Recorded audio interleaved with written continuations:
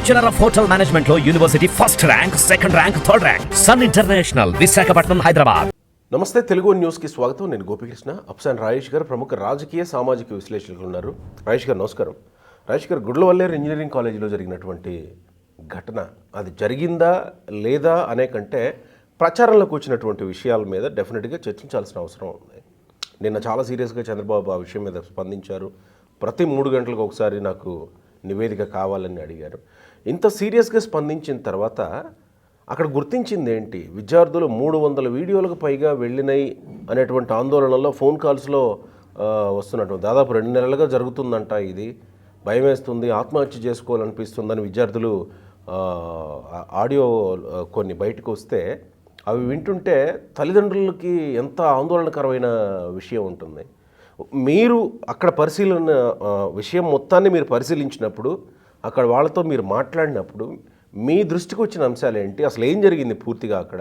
కొంచెం వివరంగా తెలియజేసే ప్రయత్నం చేద్దాం సార్. ఇప్పుడు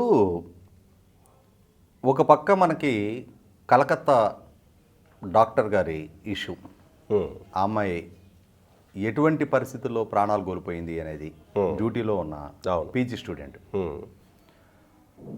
రెండో పక్క కాదంబరి జేత్వాని ఇష్యూ రాష్ట్రాన్ని కుదిపేస్తూ ఉంది. మనం రకరకాల వార్తలు వింటూ ఉన్నాం. రీసెంట్గా చంద్రబాబు నాయుడు గారి సమక్షంలో హోమ్ మినిస్ట్రీ మీద జరిగిన రివ్యూ సమావేశంలో గత 5 సంవత్సరాల పాలనా హయాంలో 152% మైనర్లు, బాలికల మీద అఘాయిత్యాలు జరిగినట్టుగా, అంటే ఆ రేటు 152% పెరిగినట్టుగా వార్తలు వింటూ ఉన్నాం. ఇటువంటి పరిస్థితుల్లో కాలేజీ హాస్టల్లో, ఆడపిల్లల హాస్టల్లో వాళ్ళ వాష్రూమ్స్లో హిడెన్ కెమెరాస్ పెట్టారు. ఆ హిడెన్ కెమెరాలు పెట్టడం ద్వారా వాళ్ళకి సంబంధించిన, అంటే ఆ కెమెరాల ద్వారా రికార్డు చేయబడ్డ 300 వీడియోలు ఇవాళ నెట్లో అప్లోడ్ చేయబడ్డాయనో, వాటి ద్వారా వ్యాపారం చేస్తున్నారని చెప్పనో వార్తలు రాగానే సహజంగా ఆ హాస్టల్లో ఉంటున్న ప్రతి ఆడపిల్లకి రోమాలు నిక్కపొడుచుకుంటాయి డెఫినెట్గా. తర్వాత మా పిల్లల్ని కాలేజీకి పంపించాం, హాస్టల్లో వాళ్ళు భద్రంగా ఉంటున్నారు, ఆడపిల్లల హాస్టల్లో ఉంటున్నారు, అక్కడ పూర్తి స్థాయి భద్రతా ప్రమాణాల మధ్య వాళ్ళు జీవితం జరుగుతూ ఉంది, మన ఆబ్సెన్స్లో మన పిల్లలు సేఫ్గానే ఉన్నారని తల్లిదండ్రులు భావిస్తారు. అవును కదా. ఇటువంటి నేపథ్యంలో ఎప్పుడైతే ఇటువంటి వార్త ఒకటి బయటకు వస్తుందో, సహజంగా ఆ ఆడపిల్లలకి ఒక రకంగా ఎవరికి వాళ్ళకి అనుమానం, ఏమో నా వీడియో ఉందేమో. కరెక్ట్. ఎందుకంటే అది వాష్రూమ్లో అనేది సహజం. ప్రతి ఒక్క పిల్లలు స్నానాలకు వెళ్తూ ఉంటారు. మరి ఎవరు షూట్ అయినవి, ఎవరి చాలామంది అవుతూ ఉన్నాయి, ఎవరెవరు చూస్తూ ఉన్నారు, ఎంత దూరం వెళ్ళినాయి, ఇవి ఈ రకమైన ఆందోళన ఉంటుంది. ఇటువంటి పరిస్థితుల్లో వాళ్ళ ఆందోళన బాధపడటం సహజం, మాకు న్యాయం జరగాలని డిమాండ్ చేయడం సహజం. ఆ వార్తలు చలామణి అవుతున్న నేపథ్యంలో ఇటువంటి సంఘటనలు జరిగాయా లేదా అని నిర్ధారించాల్సిన బాధ్యత కాలేజీ యాజమాన్యం మీద ఉంటుంది, పోలీస్ డిపార్ట్మెంట్ మీద ఉంటుంది, ప్రభుత్వం మీద ఉంటుంది. 100 మంది పిల్లలకి సంబంధించిన అంశమైనప్పుడు, 100 మంది తల్లిదండ్రులు ఆందోళన చెందుతూ ఉన్నప్పుడు, ఇది ఒక కాలేజీలో సాధ్యపడింది అని అంటే అది అన్ని వర్క్ ప్లేస్లో సాధ్యపడవచ్చు, అన్ని కాలేజీల్లో సాధ్యపడవచ్చు, అన్ని స్థాయిల్లో కూడా అది సాధ్యపడడానికి ఆస్కారం ఉంటుంది. కాబట్టి ఏమో ఈ సాంకేతికతని మిస్యూజ్ చేసి ఇటువంటి అకృత్యాలకు పాల్పడుతున్నారా అన్న భావన డెఫినెట్గా అది సమాజంలో నిన్నంతా కూడా ఆందోళన రేకెత్తించింది అనేది వాస్తవం. అది ఎక్కడో ఒక గుడ్లవల్లేరు కృష్ణా జిల్లాలో ఉన్న ఒక కాలేజీ మనకేంటిలే అని చెప్పని ఏ తల్లిదండ్రి అనుకోలా, అది ఏ గ్రూప్లో ఏ పిల్లలు కూడా ఇది మనకేం సంబంధం లేని చెప్పని అనుకోలా. అది ఆ సందేశం ఏ గ్రూప్లో పోస్ట్ అయినా కానీ అమ్మాని గుండెలు బాదుకునే పరిస్థితి అందరూ అదే అంటున్నా. సో ఎందుకంటే ఇవాళ ప్రతి కుటుంబానికి పిల్లలు ఉన్నారు. ఆ పిల్లలు ఏదో కాలేజీలో చదువుకుంటూ ఉన్నారు. అవుట్ ఆఫ్ ఎవ్రీ 10 కనీసం ఒక 3-4 పిల్లలైనా హాస్టల్స్లో ఉండి చదువుకుంటూ ఉంటారు. ఇటువంటి పరిస్థితుల్లో మన బిడ్డలకి భద్రత లేదు, మన బిడ్డల వ్యక్తిత్వం నడిబజార్లో పెట్టబడతా ఉంది, ఎవరో సొమ్ము చేసుకుంటున్నారు, మన బిడ్డల మాన ప్రాణాలకి ప్రమాదకర పరిస్థితులు ఉత్పన్నం అవడానికి ఆస్కారం ఉంది అన్న భయం, ఆందోళన సహజంగా సమాజాన్ని ఉక్కిరిబిక్కిరి చేస్తుంది. కానీ ఇక్కడ నిన్న ఈ ప్రచారం, ఈ ఆందోళన, ఈ నేపథ్యంలో రాష్ట్ర వ్యాప్తంగా ఒకసారిగా మహిళా కమిషన్ కూడా అక్కడి వరకు వెళ్ళి పరిశీలించి వచ్చారు. అక్కడ స్థానికంగా రాజకీయంగా కూడా దాన్ని ఒక సంచలనంగా రాజకీయ అవకాశంగా మలుచుకోవాలని కూడా కొన్ని పార్టీలు ప్రయత్నం చేసినాయి. ఇటువంటి పరిస్థితుల్లో ప్రభుత్వం చాలా వేగంగా స్పందించింది. అక్కడ పోలీస్ అధికారుల చేత ఆ విద్యార్థులకు ధైర్యం చెప్పించే ప్రయత్నం చేశారు, ఎస్పీ వెళ్ళారు కదా, నిర్ధారణ చేయించే ప్రయత్నం చేశారు. అక్కడ స్థానికంగా ఉన్న మంత్రి కొల్లు రవీంద్ర గారు, స్థానిక శాసనసభ్యులు కాగిత కృష్ణప్రసాద్ గారు, వర్ల కుమార్ రాజా గారు, యాలగడ్డ వెంకట్రావు గారు, వసంత కృష్ణప్రసాద్ గారు, ఇటువంటి రావి వెంకటేశ్వరరావు గారు ఎక్స్ఎమ్మెల్యే గుడివాడ, కొల్లు రవీంద్ర గారు మినిస్టరు, ఇంతమంది ఆ క్యాంపస్కి వెళ్ళారు. అక్కడ విద్యార్థినులతోటి వాళ్ళ భయాందోళనలు ఏంటనేది చర్చించారు. పోలీస్ అధికారులతోటి వెరిఫై చేయించారు. ఈ వెరిఫై చేయించిన తర్వాత తేడతలం అయింది ఏంటి అంటే రాత్రి పూర్తి సాంకేతిక నిపుణులతోటి వెరిఫై చేయించారు.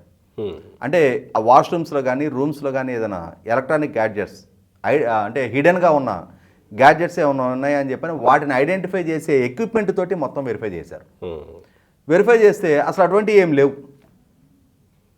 ఇది కానీ ఈ విధమైన ఆందోళన రేకెత్తించే సమాచారం మాత్రం చాలా విస్తృతంగా ప్రచారం అయింది. అంటే ఎట్లయిపోయిందంటే మనకి ఒక సామెత ఉంది, దున్నపోతు ఈనింది అంటే దూడను కట్టేయమన్నారంట. అరే దున్నపోతు ఏంటి ఈనటం ఏంటి అని చెప్పని అనుకోలా. కానీ ఇక్కడికి వచ్చేటప్పటికి ఏంటంటే ఇది ఆడపిల్లల ఇష్యూ అయిపోయేటప్పటికి సహజంగానే అది మరింత విస్తృతంగా చర్చనీయాంశంగా మారింది. కానీ వాస్తవ సమాచారం ఆ ఆడపిల్లలు ఆందోళన చెందే విధమైన ఎక్విప్మెంట్ అక్కడ లేదు, ఇన్స్టాల్ అవ్వాల. తర్వాత అంటే అసలు ఎక్కడి నుంచి వచ్చింది అంటే నిప్పులేందే పొగరాదంటారు కదా, ఎక్కడి నుంచి వచ్చింది నిప్పులేందే పొగరాదంటారు కదా. అసలు ఈ వార్త ఎందుకు చలామణైంది? ఈ మూలాల్లోకి వెళ్ళినాక తెలిసింది ఏంటి అంటే అక్కడ ఇద్దరు మిత్రులకు సంబంధించి ఇద్దరు ఆడపిల్లలకు సంబంధించిన సహజం ఆ కాలేజ్ ఏజ్లో ఉంటున్నారు, ఆ ఎఫ్ఐఆర్స్ అవన్నీ ఉంటూ ఉంటాయి. అక్కడ ఆ ఇంటిమసీలో ఒకళ్ళకొకళ్ళు ఎక్స్చేంజ్ చేసుకున్న ఈ ఫొటోసు చాటింగ్లు ఇవి కొంచెం ఒకరి నుంచి ఒకరికి పాస్ ఆన్ అయినాయి. దాంతో ఏమైందంటే ఎక్కడి నుంచి వచ్చినాయి ఈ ఫోటోలు? వాష్రూమ్లో షూట్ అవుతున్నాయి. వాష్రూమ్లో ఎట్లా వస్తున్నాయి? హిడెన్ కెమెరాలు పెట్టారు. అంటే ఇది వీళ్ళే ఆ ఫోటోలు తీసి వాడికి షేర్ చేశారు. అక్కడ ఏమైంది? మేమే తీసి షేర్ చేశామని చెప్పని చెప్పుకోలేని పరిస్థితుల్లో మేము బాధితులు అనే పిక్చరైజేషన్ జరిగింది వాళ్ళ వైపు నుంచి. దాంతో అక్కడి నుంచి నిజమేనేమో ఇది ఇద్దరిదే అయిందా, దానికి 300 వీడియోలు ఉన్నాయి అని మరింత అంటే మనం చాలా సందర్భాల్లో వింటూ ఉంటాం. పక్కింటి ఆయన కాలు జారి పడ్డాడు అని అంటే 10 ఇళ్ళు దాటి వెళ్ళేటప్పటికి పక్కింటి వాళ్ళ అమ్మాయి కాలు జారిందంట అనేవంట. పక్కింటి ఆయన జారి పడ్డాడు. ఒకరి నుంచి ఒకరికి సమాచారం వెళ్ళిపోయేటప్పటికి అది టర్న్స్ తీసుకొని ఏదో ఒక ఆడపిల్ల వ్యక్తిత్వహానికి గురయ్యే స్థాయికి చేరతాయి సమాచారం. ఇవాళ ఈ గుడ్లవల్లేరు ఇష్యూ కూడా చివరికి నిర్ధారణ అయింది.